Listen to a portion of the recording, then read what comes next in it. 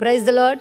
59వ కీర్తన 16వ వచనం. నీవు నాకు ఎత్తైన కోటగా ఉన్నావు, ఆపద్దినమున నాకు ఆశ్రయముగా ఉన్నావు, నీ బలమును గూర్చి నేను కీర్తించెదను.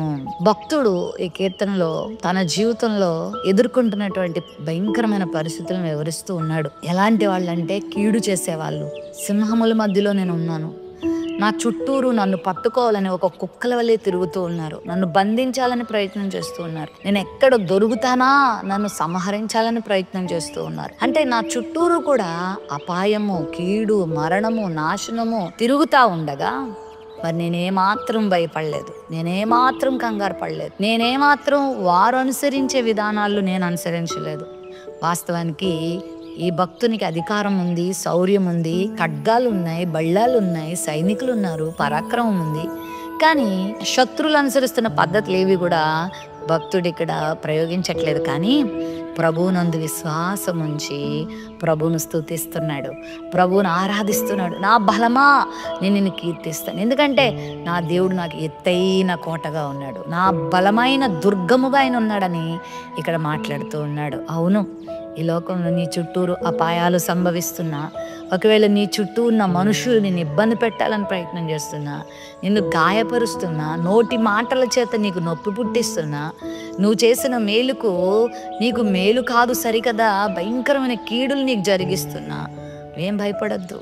ఏ అపాయము రాకుండా, వారి యొక్క కీడులు నీ దరికి రాకుండా దేవుడు నిన్ను కాపాడగలడు. నువ్వు ఆయన్ని స్తుతించడం నేర్చుకో, భయపడకుండా ఆయనను ఆరాధించడం నేర్చుకో, పాటలు పాడుకో, ప్రభువుని స్తుతించు, ప్రభువుని ఆరాధించు, దేవుని విశ్వసించు. నీ దేవుడు గొప్పవాడని నమ్మి, నా దేవుడు నన్ను ఎత్తైన కోట, ఎత్తైన కోట ఉందనుకోండి, ఏ శత్రువు పైకి ఎక్కగలడు?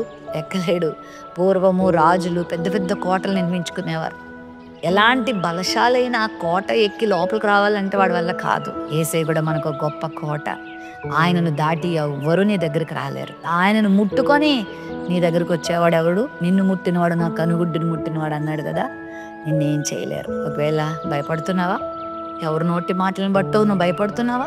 ఎవరో నీ మీద వేసిన అబండాలను బట్టి, నిందలను బట్టి భయపడుతున్నావా? నీకు శత్రువులు ఎక్కువైపోయారా? అసూయపరులు ఎక్కువైపోయారా? నీ మీద కీడు తలపెడుతున్నారా? నీ గురించి నెగిటివ్గా మాట్లాడుకుంటున్నారా? నీ గురించి నేను ఇబ్బంది పెట్టే విధంగా వారు ప్రవర్తిస్తున్నారా? ఇంట్లో వల్ల నీకు శత్రువులు అయిపోయారా?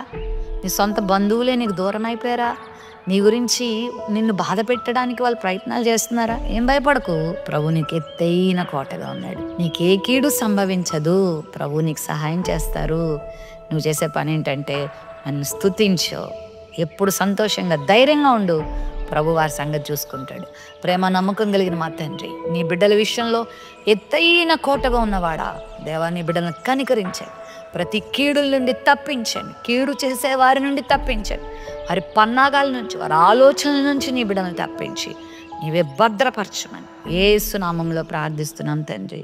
ఆమెన్.